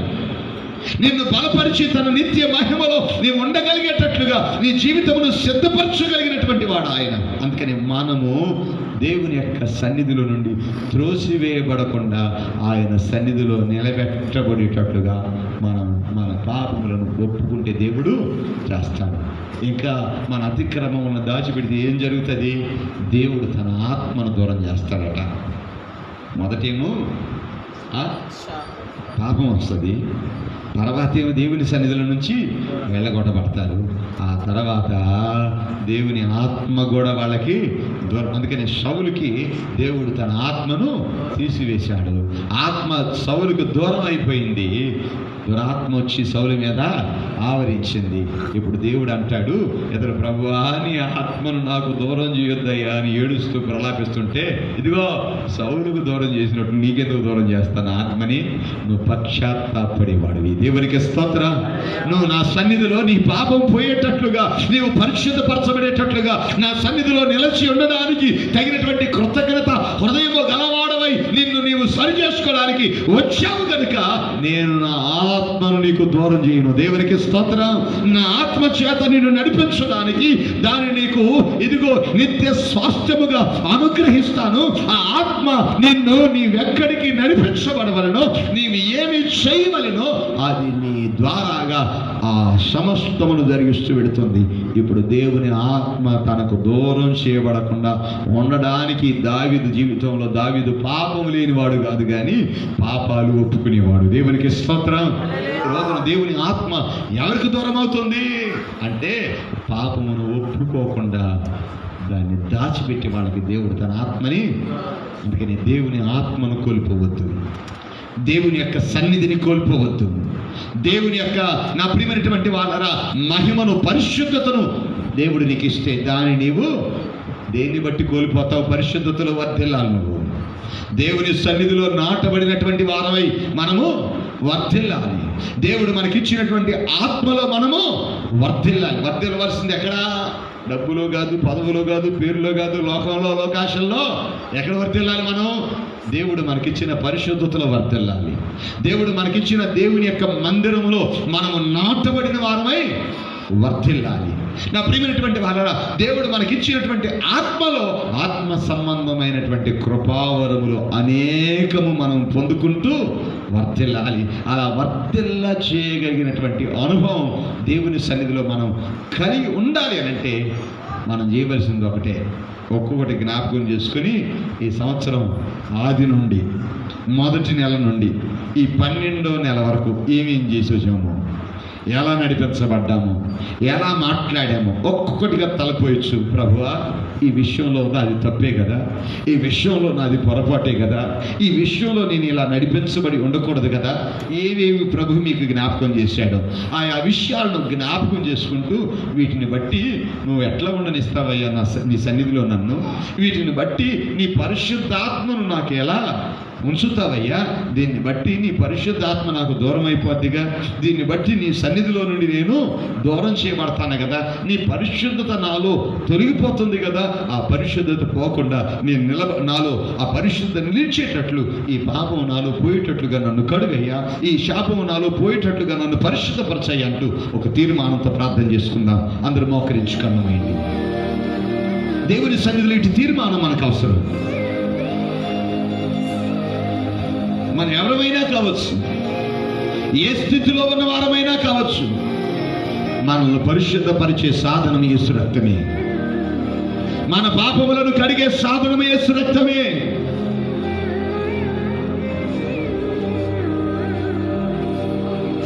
యేసు రక్తము మనల ప్రతి పాపము నుండి విడిపించి పరిశుద్ధులుగా చేస్తోంది. మనల్ని పరిశుద్ధపరచుతున్నటువంటి దేవుని రక్తములో కడగబడాలి మనం. మనల్ని పరిశుద్ధపరిచే దేవుని సన్నిధిలో మన అతిక్రమ క్రియలను మనము ఒప్పుకోవాలి. ప్రార్థన చేయకపోవడం పాపమేగా. దేవుని సన్నిధిలో సాక్షిగా బ్రతకపోవడం పాపమే కదా. దేవుని యొక్క ఆజ్ఞల మార్గమును వెంబడించకపోవడం పాపమే కదా. ప్రభు నీతో చెప్పినట్లు చేయక నీ ఇష్టానుసారంగా నువ్వు చేయడం పాపమే కదా. ఈ పాపం నీలో పోవాలి. నువ్వు పరిశుద్ధపరచబడాలి. నువ్వు పవిత్రపరచబడాలి. పవిత్రురాలైనటువంటి కన్యకగా దేవుని యొక్క నిత్య మహిమలోనికి నీవు చేర్చబడాలి. నువ్వు వర్ధిల్లవలసింది పరిశుద్ధత. నువ్వు వర్ధిల్లవలసింది నీతిలో. నువ్వు వర్ధిల్లవలసింది దేవుని సన్నిధిలో.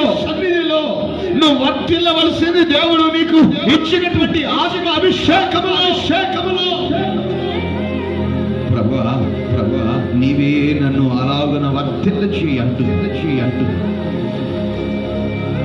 దేవునికి మన జీవితాలను అప్పగించుకోగలిగితే మనల్ని వర్ధిల్ల చేయవాడు. ఆయన సన్నిధిలో నీవు వర్ధిల్లుతావు. ఆయన సన్నిధిలో నీ జీవితం వర్ధిల్లుతుంది. ఆయన సన్నిధిలో నీ కుటుంబం వర్ధిల్లుతుంది. అయితే ఆయన నీ పాపం ఏమిటో నీకు తెలియపరిచి నువ్వు ఎక్కడ దేవుని వాక్యాన్ని విడిచిపెట్టావో, ఎక్కడ దేవుని సన్నిధిని వదిలి వెళ్ళిపోయావో తెలియపరిచాను. నిజమే దేవా. ఆయన అడిగినప్పుడు నీ దగ్గర తగిన ఒప్పుకోలు రాదు. ఆయన ప్రశ్నించినప్పుడు నువ్వు ఒప్పుకోగలగా.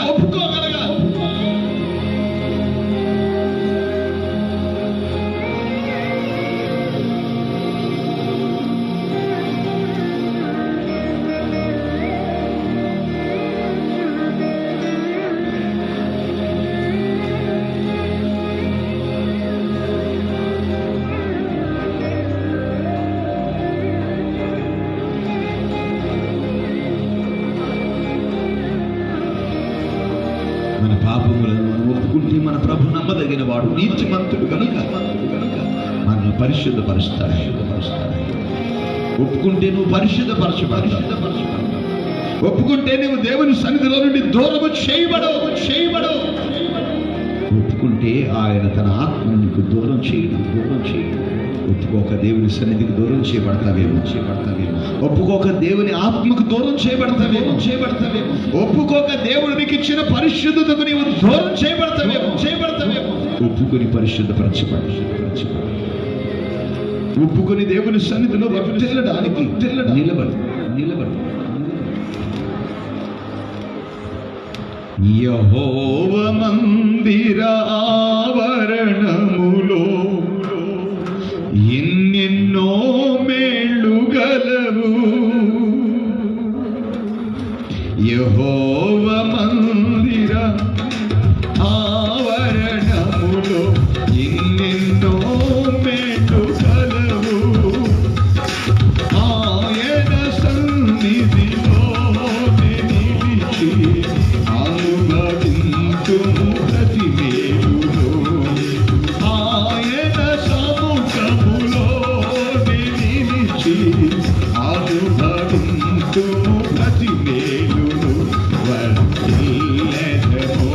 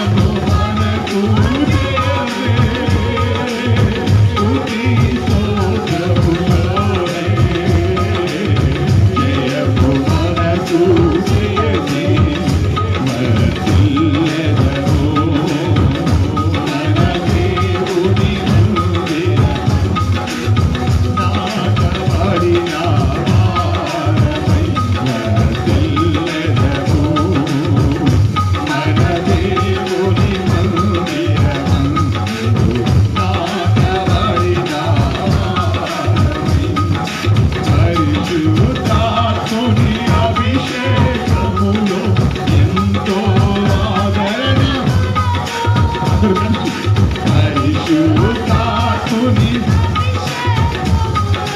ఎంతో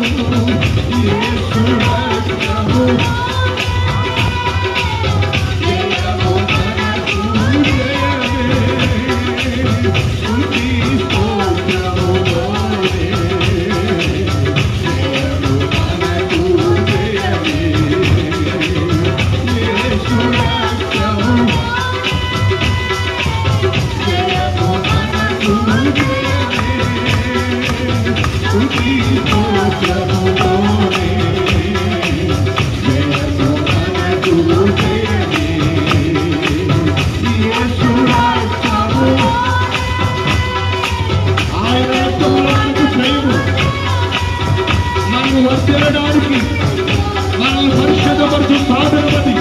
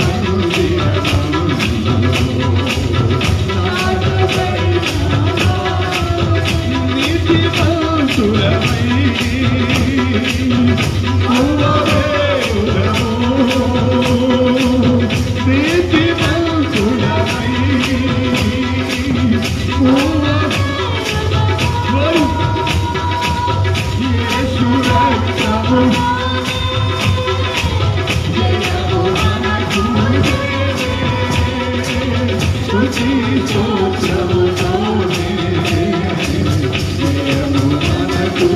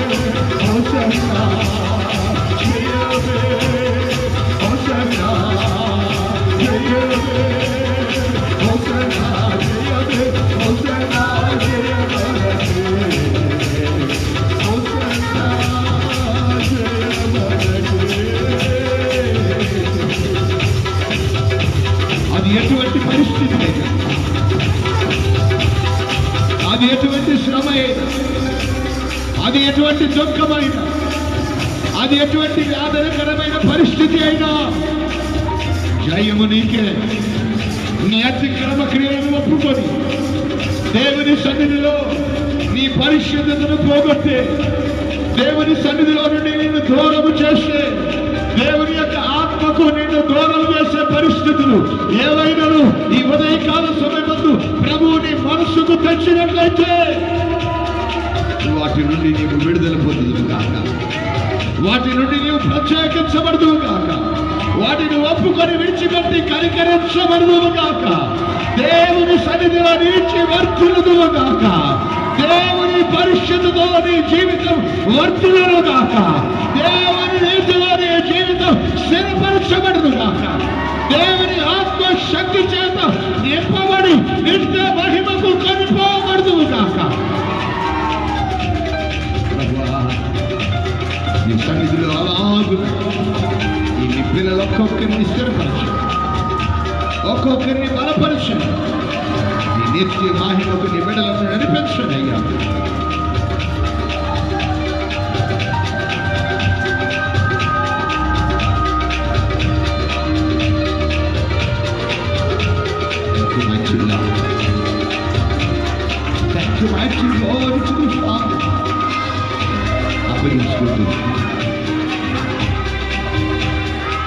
దేవుని యొక్క వాక్యం నీ జీవితంలో నెరవేర్చబడినట్టు, సంపూర్ణమైన దేవుని చిత్తమును ఆయన జరిగిస్తున్నట్లుగా ప్రభువా సహాయం చేయనట్టు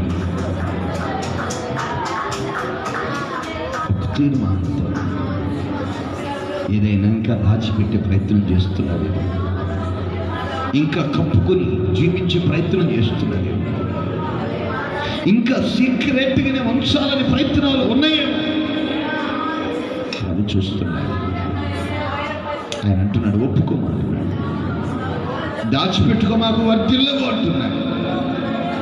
వర్ధిల్లాలన్న తపన చూశాడు ఆయన, నీళ్ళు వర్ధిల్లాలన్న ఆకాంక్ష చూశాడు ఆయన. దాచుకోమాకు, దాచిపెడితే ఎలా వర్ధిల్దాం అనుకుంటున్నాను. దేవుని సన్నిధిలో ఒప్పుకో, ప్రార్థన చేస్తున్నాను. స్తోత్రములు స్తోత్రములు స్తోత్రములు. మహాగణుడా, పరిశుద్ధుడా, ప్రేమ కలిగిన తండ్రి, మమ్మల్ని అందరినీ ప్రేమించి 18 ఉపవాస గుడికలను ఏర్పాటు చేయడానికి మీ సేవకులను ప్రేరేపించి ప్రభా, ఈ 8వ దినపు ఉదయకాలపు ఆరాధనంత వరకు తండ్రి ఈ ఆత్మ ద్వారా బలపరిచి నడిపించినందుకు నీకు స్తోత్రాలు ప్రభా. గడిచిన దినములలో అనేక విషయాలు మాతో మాట్లాడుతూ వచ్చినందుకు నీకు స్తోత్రాలు ప్రభా. ఈ దినమున తెలియజేసిన ప్రతి మాటను బట్టి తండ్రి మా హృదయ అంతరంగములలో దాగి ఉన్న ప్రతి అతిక్రమమును మేము దాచిపెట్టుక ప్రభా, వాటిని ఒప్పుకొని విడిచిపెట్టుటకు సహాయము చేయండి తండ్రి. నీకు స్తోత్రములు చెల్లిస్తున్నా. వాటిని దాచిపెట్టి నీ సన్నిధి నుండి దూరం అయిపోయే ప్రభా, రోగాలు పాలైపోయే ప్రభా, మరణమునకు అప్పచెప్పే స్థితిలోకి వెళ్తున్నామేమో తండ్రి. నీకు స్తోత్రములు. వాటిని ఒక్కసారి మీరు జ్ఞాపకం చేసుకోండి. హృదయంతరంగములు ఏవేవి దాగిన ప్రభా, ఇది ఈ మధ్యాహ్న కాల సమయంలో వాటన్నిటిని ఒప్పుకొనటకు సహాయం చేయండి ప్రభా. నీకు స్తోత్రములు.